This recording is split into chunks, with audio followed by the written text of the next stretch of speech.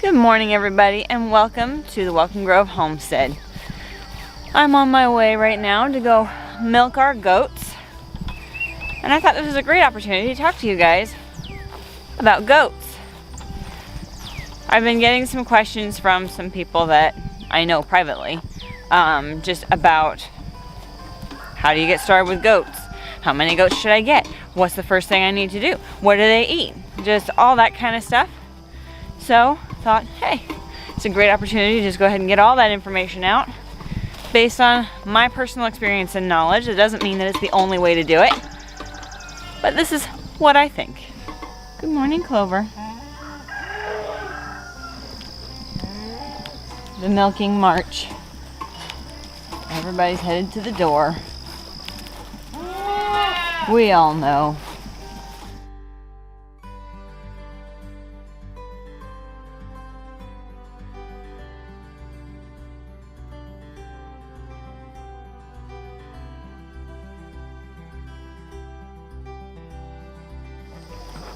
Now, while we have some comparison, I want to talk for just a moment about the difference between big goats and the little goats.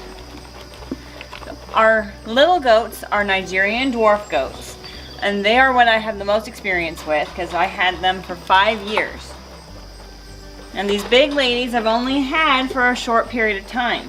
So I don't know that I have a formal finished opinion of a comparison between them, but mostly the differences that I'm finding that are like the most,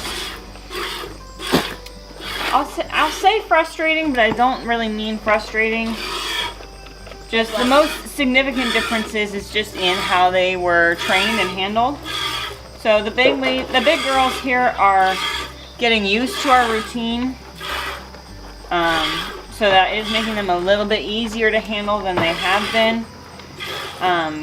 Whereas the Nigerians are used to our routine, so they're the easiest to handle.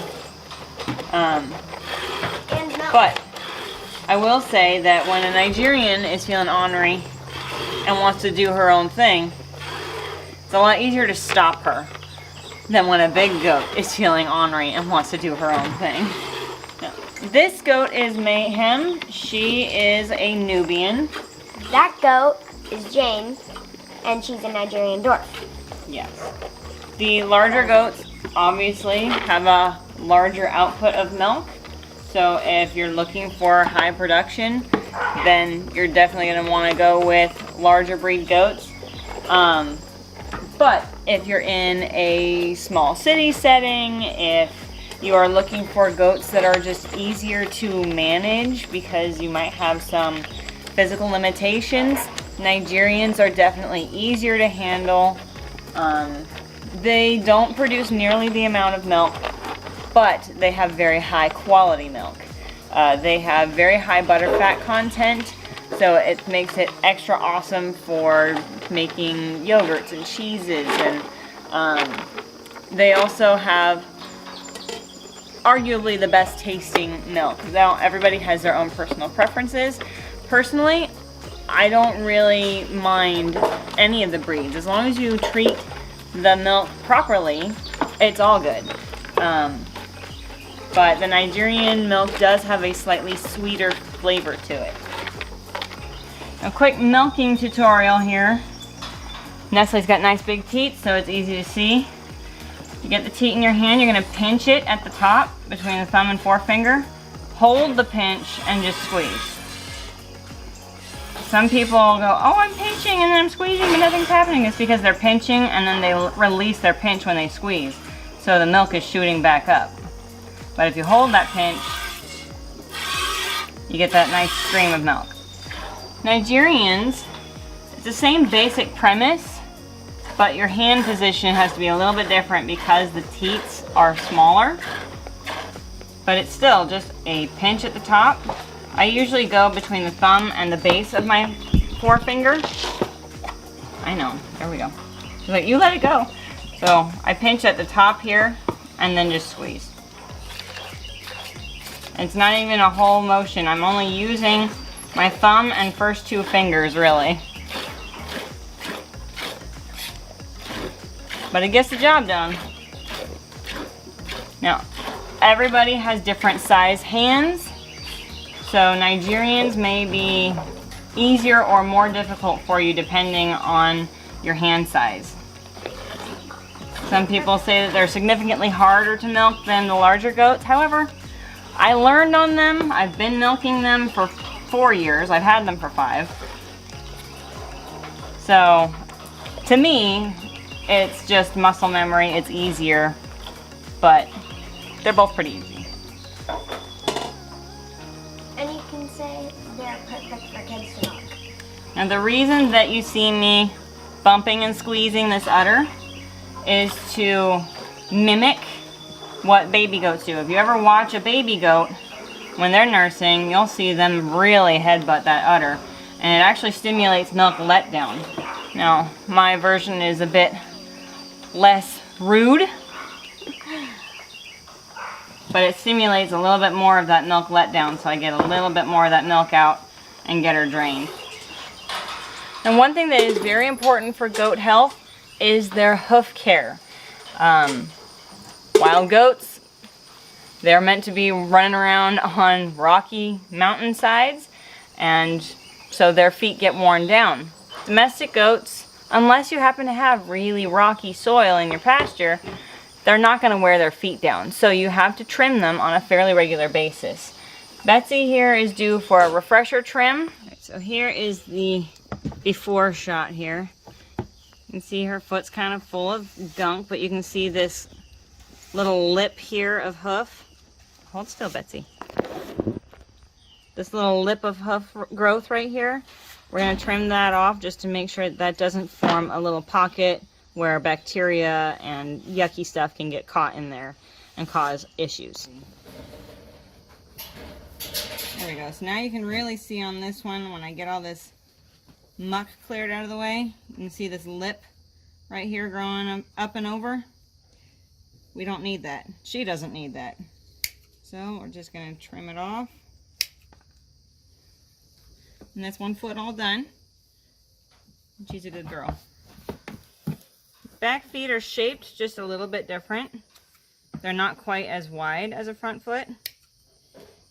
And I do trim the heels just a little bit when I start seeing them getting a little long, because sometimes they'll even grow a little spike toward each other. So just keeping them trimmed. Now what I will do for a goat that doesn't stand nicely is I do 1 foot each day, so that it causes less stress on them, less stress on me. Everybody's happier. Now, typical timing in between hoof trims is about 4 to 6 weeks, depending on how fast a goat's hooves grow. Now you want the entire foot to be flat on the bottom.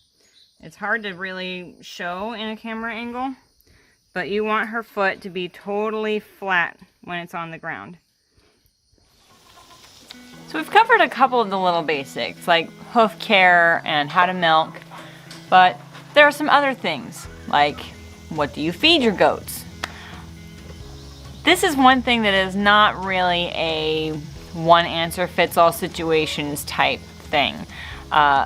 You have variations in your availability in your area, in your availability even on your own property, as well as in the genders of your goats, what you should and should not be feeding them.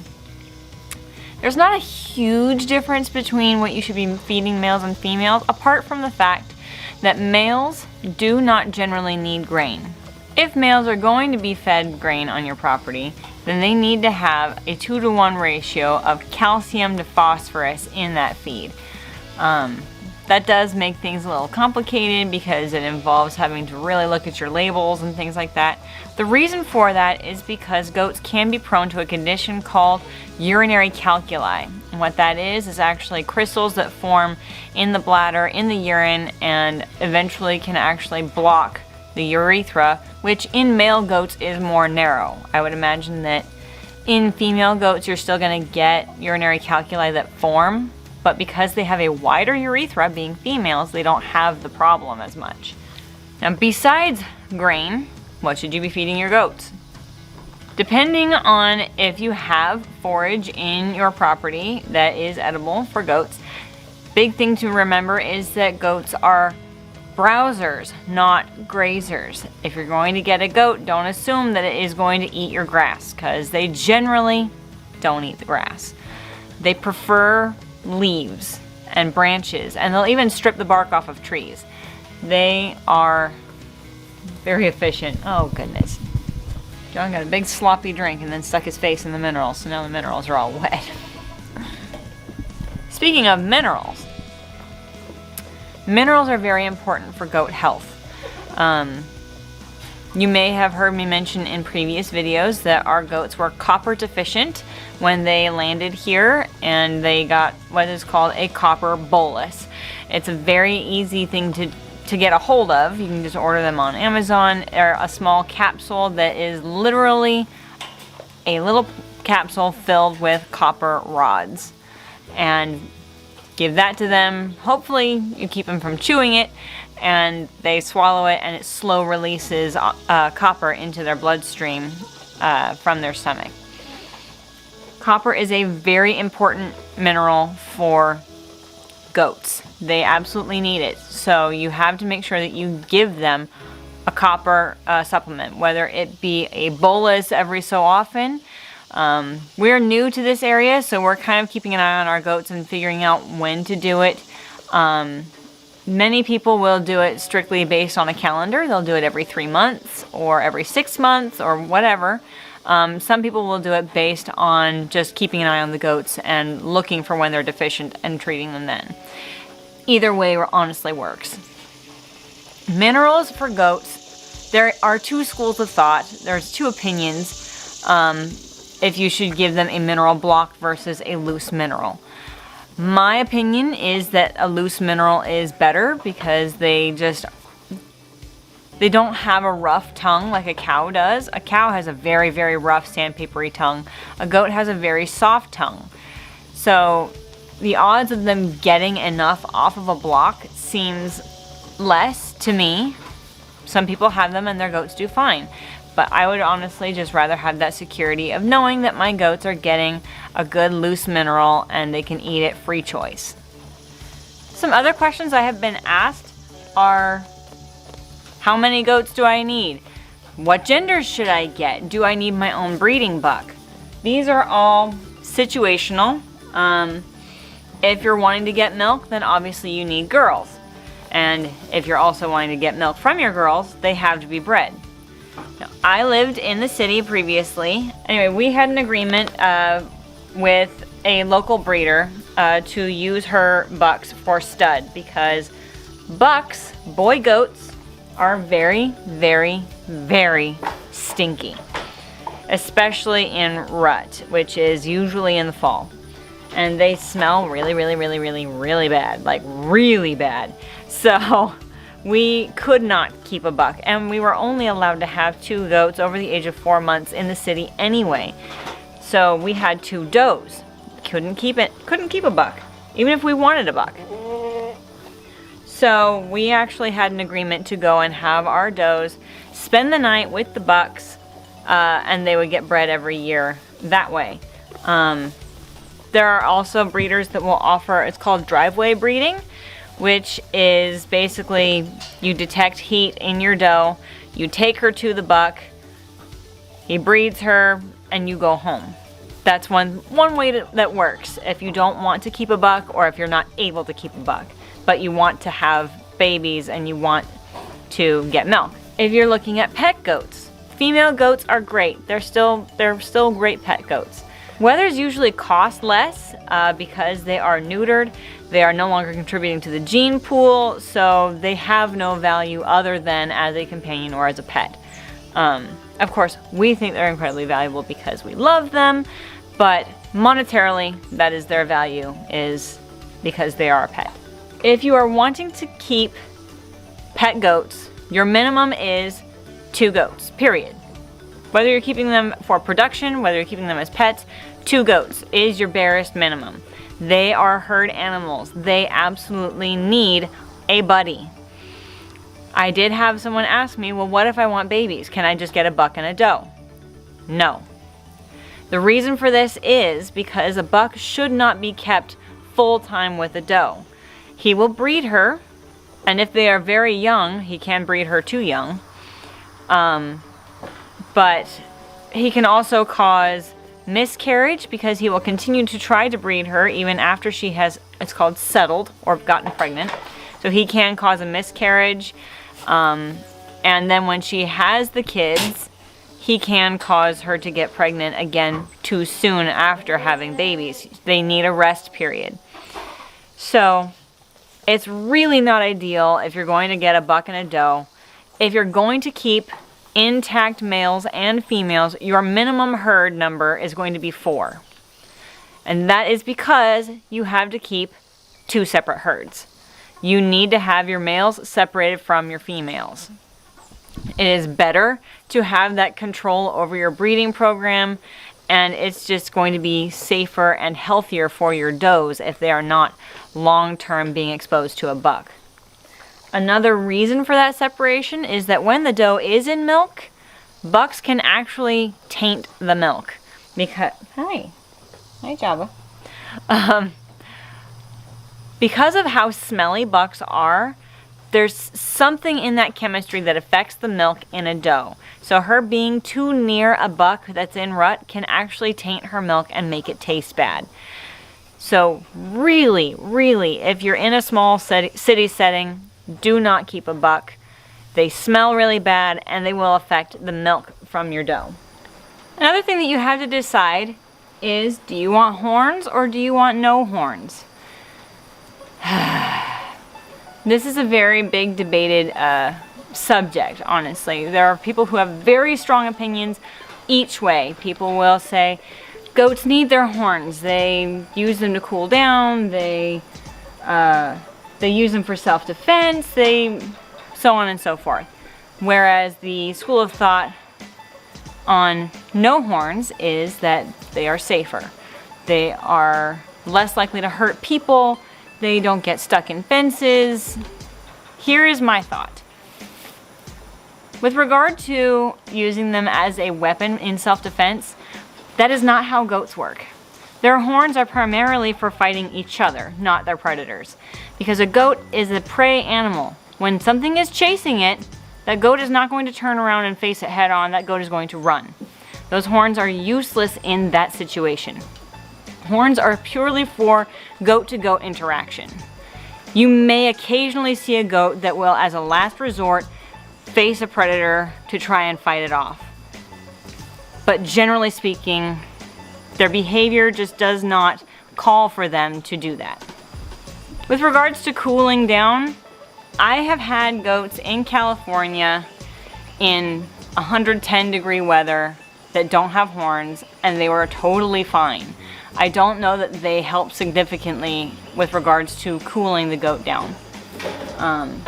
Just making sure that they have shade and plenty of water that is not hot has been plenty. I mean, goats generally are pretty heat tolerant animals, and any creature should have access to shade in extreme temperatures. I do have 3 doelings that came to me from Jess and Maya at Roots and Refuge, and I have already decided within the first couple of months of having them that I'm not interested in having horns on my farm. And the reason is that I have untangled goats, those doelings, 2 of them at least, several times from fences, from feeders. I don't like that uneasiness of not knowing if they're going to get themselves into trouble. I don't plan on keeping them. The only reason they're still here is because I had to treat them. They ended up getting hoof rot, which is a infection in the foot, which is usually caused by not taking care of their feet properly. And so I was not going to rehome them while they had an issue with their feet. So they are still here, but I believe that they're finally over that hoof issue. So I have some friends who are interested. We're still waiting for them to get their pen up. And then they're not going to be here anymore.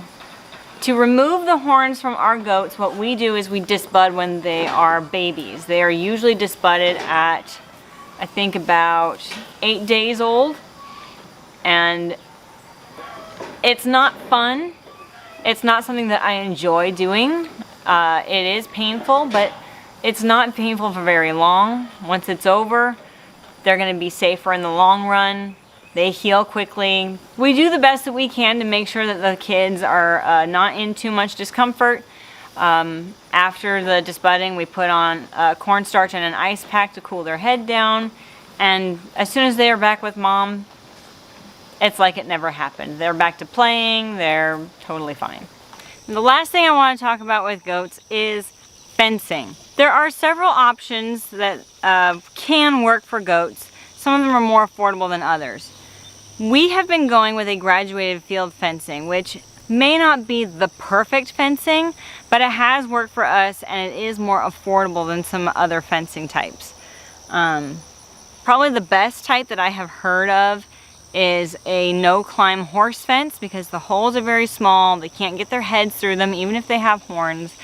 But honestly, some goats are escape artists and they can get out of pretty much anything. So kind of depends on just your own personal situation.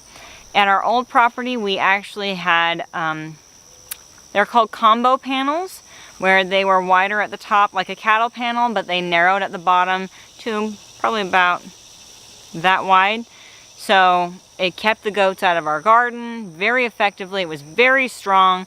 They were not making that fence go anywhere. They couldn't bend it. They couldn't mess with it. But it's very expensive. It worked great in our very small setting, but it's not going to be very effective here where we've got acres and acres that we need to fence in. So you really have to find what's going to work for you that's also going to work for your budget. So, like I said, we use a graduated field fencing that has worked for us in the past. It's working so far for us. We do have some weakened spots, but that is because it was not really tightened well enough in the beginning, and we're planning on going back and tightening it, and it should resolve our issues. Goats are really great. We absolutely love having them. They are full of personality. I don't know that I'll ever not have goats again. Even if I get a dairy cow one day, I just flat love having goats so much. I think that they're worth having. A lot of decisions for goat management and goat care, goat choices, choices in breed, choices in genders, all of that is really up to you, the manager of the goats. It's all personal preferences. I'm not going to say my opinion or my answers are the only way to do it. There are many different management types. There are many different choices that you can go, many different directions. Some people have goats as just brush control. Some people have meat goats. You've got dairy goats. There are so many options. Goats are a very, very versatile homestead animal, I feel. They're great for brush control, and they give you milk or meat, or both even. There are some dual purpose breeds out there. I hope this video is helpful for anybody out there who is looking into getting goats, wants to know how to get started. We absolutely love our goats. I can't imagine the farm without them, honestly. Thank you so much for joining me today. As always, this is your country nerd with a genuine goat herd saying that you can grow where you're planted.